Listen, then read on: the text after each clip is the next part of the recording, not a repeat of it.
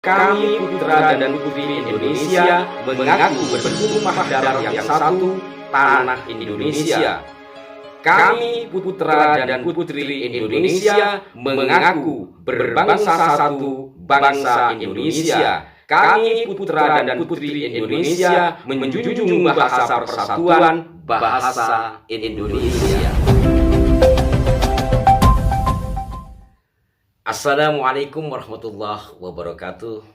Salam jumpa, salam sejahtera untuk Anda semua. Para pemirsa Arah 9, sahabat-sahabatku sekalian.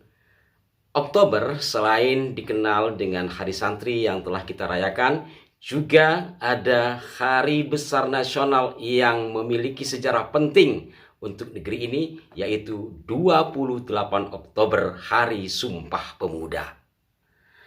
Ketika bicara Sumpah Pemuda, maka ada sederet tokoh nasional yang berjuang kala itu, dan yang paling populer biasanya Bapak Muhammad Yamin.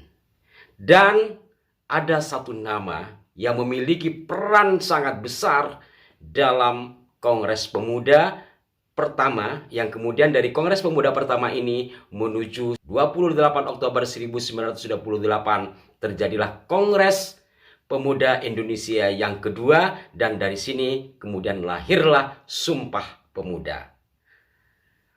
Tarik mundur ke belakang, sejak 1925 sudah ada gagasan untuk menggelar penyatuan para pemuda Indonesia yang pada saat itu sudah tumbuh sejumlah organisasi. Sehingga kemudian pada 1926 tercapailah sebuah perhelatan besar, yakni Kongres Pemuda Indonesia yang pertama. Ketua Kongres Pemuda pertama ini memiliki peran besar tentunya, terutama nanti dalam frasa bahasa Indonesia. Beliau adalah Muhammad Tabrani Suryowicitro yang lahir di Pamekasan, Madura pada 10 Oktober 1904. Untuk lebih jelasnya, saya akan membahas tokoh yang satu ini dari buku 45 tahun Sumpah Pemuda yang diterbitkan oleh Yayasan Gedung-Gedung Bersejarah Jakarta pada 20 Mei 1974. Dalam artikel beliau antara lain menulis, pada tanggal 15 November 1925 di Gedung Lux Orientis di Jakarta hadir Jong Java, Jong Sumatraninbon, Jong Ambon, pelajar Minahasa, Sekar Rukun, dan beberapa peminat perorangan. Dengan suara bulat dibentuk sebuah panitia yang mempunyai tugas menyelenggarakan Kongres Pemuda Indonesia pertama.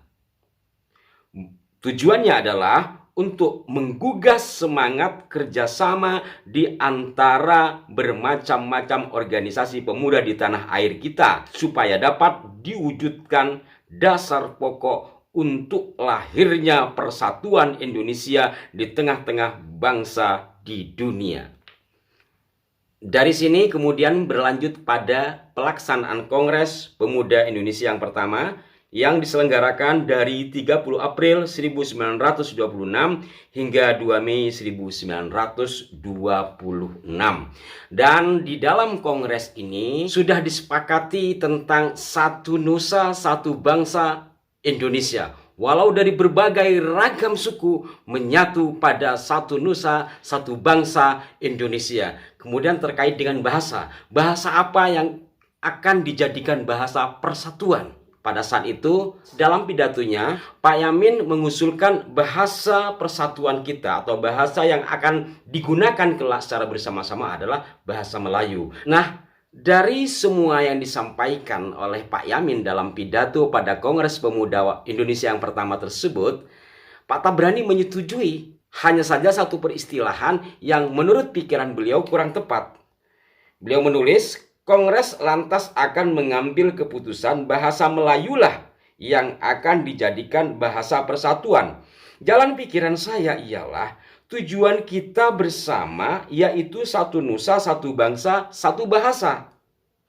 Kalau nusa itu bernama Indonesia, bangsa itu bernama Indonesia, maka bahasanya harus disebut bahasa Indonesia dan bukan bahasa Melayu. Walaupun unsur-unsur bahasa Melayu mendasari bahasa Indonesia itu.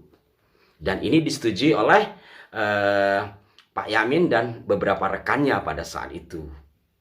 Dari Kongres Pemuda Indonesia yang pertama 1926 kemudian berlanjut kepada Kongres Pemuda 1928 yang pada 28 Oktober 1978 kemudian terjadilah sebuah ikrar yang disebut dengan Sumpah Pemuda yang terdiri dari pertama, kami putra dan putri Indonesia mengaku bertumpah darah yang satu, tanah Indonesia.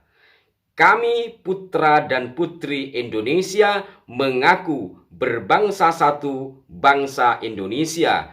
Kami putra dan putri Indonesia menjunjung bahasa persatuan, bahasa Indonesia.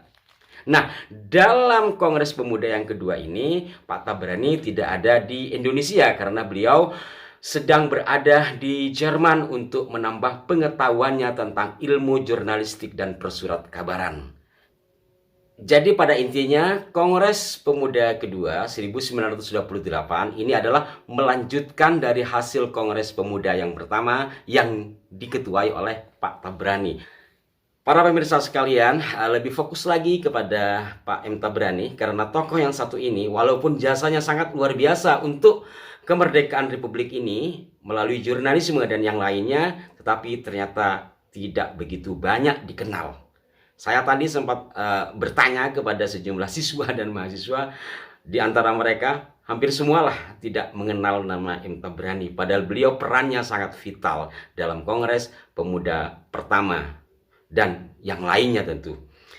Dari sebuah artikel yang disarikan dari buku Pemuda Indonesia dalam Dimensi Sejarah Perjuangan Bangsa susunan Ahmad Dhani G. Marta dan kawan-kawan yang diterbitkan pada 1984, selain membahas tentang apa yang telah saya ungkap tadi, juga disampaikan bahwa dedikasi Tabrani dalam memperjuangkan kemerdekaan lewat jalur jurnalisme tak dapat diragukan. Di usianya yang masih terbilang muda, yaitu 22 tahun, ia sudah memimpin salah satu koran terkemuka yaitu Hindia Baru pada 1926.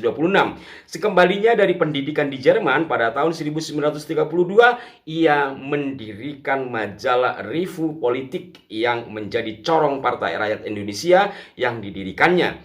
Pada waktu bersamaan ia juga memimpin Surat Kabar Sekolah Kita. Kemudian ia juga memimpin Harian Pemandangan sekaligus Mingguan Pembangunan.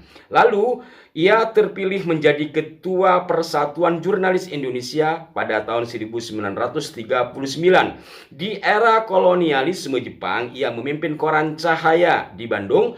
Dan karena perjuangannya itulah kemudian ia ditangkap dan dipenjarakan di penjara Sukamiskin Bandung. Di penjara itulah ia mengalami siksaan yang menyebabkan kakinya cacat.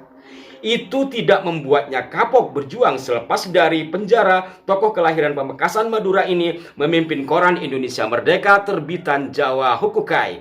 Setelah proklamasi kemerdekaan, ia mengelola Suluh Indonesia milik Partai Nasional Indonesia. Pada tahun 1984, tokoh luar biasa ini menghembuskan nafas terakhirnya dalam usia 80 tahun. Demikianlah perjuangan seorang Tabrani bersama para pemuda dan pejuang lainnya. Setidaknya tercatat dari 1926 hingga akhir hayatnya. Marilah saudara-saudaraku sekalian, kita doakan para pejuang kita. Kita teruskan semangat juang mereka. Setidaknya kita rawat hasil perjuangan mereka. Lebih khusus dalam konteks bahasa Indonesia. Hormatilah dan junjung tinggilah bahasa Indonesia. Jangan direndahkan dan jangan pula disalahartikan, dibengkokkan sebagaimana yang sering kali terjadi.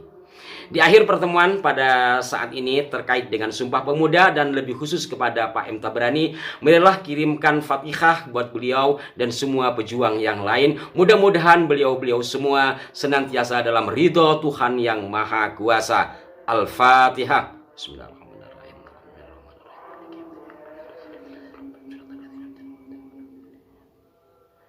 Selamat Hari Sumpah Pemuda. Satu nusa, satu bangsa, satu bahasa Indonesia merdeka.